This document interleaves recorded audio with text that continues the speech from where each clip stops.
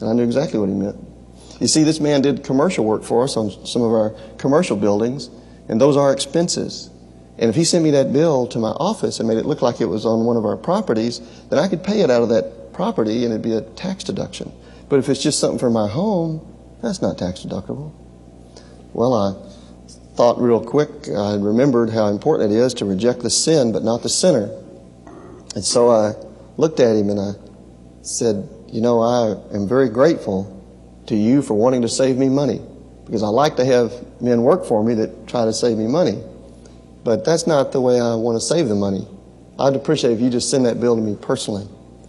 You know, it's amazing what happens when we refuse to compromise. What I've learned is that God wants to do something supernaturally. It's like He waits on the other side of a compromise. If we just won't take it, He wants to do something supernatural. That man looked down and kind of dug his foot in the dirt, and he said, say, Jim, I heard you're a Christian. Are you? I said, well, yes, I am. And he said, so am I. But he said, I've dropped out of church and out of fellowship for a number of years. He said, Jim, I know where you go to church. He named my church. You know, I hadn't told him where I went to church. I didn't even tell him I was a Christian. He named my church. I said, yes, I do go there. He said, I've been thinking about coming to your church.